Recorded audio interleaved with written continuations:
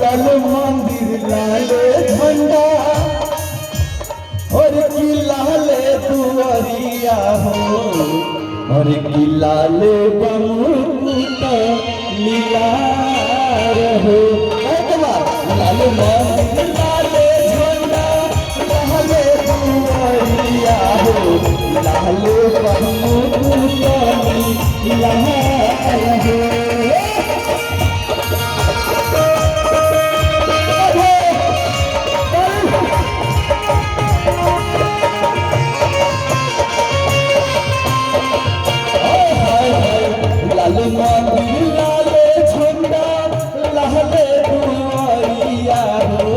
लाल बहमैया के दीदार हो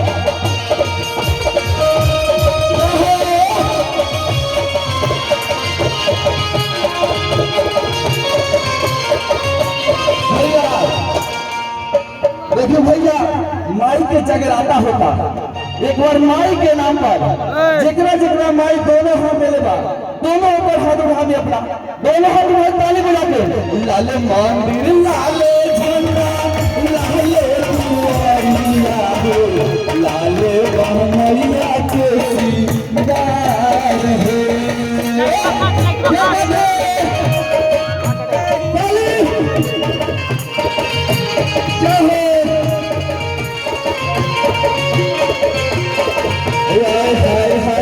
लाल मंदिर लाल झंडा लाल दुआरिया हो लाल बहमैया के दीदार हो।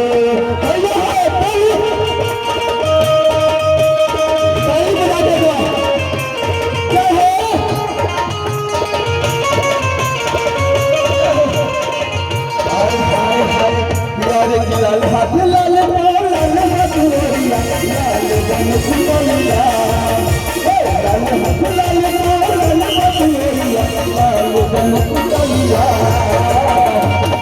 भैया हम इधर आ गए इधर अगर निशान हो गई ऐसे करे के बा एक बार ताली उठा दे और लाल मंदिर लाल झंडा लाल दुआरिया हो लाल बहमैया के दीदार हो।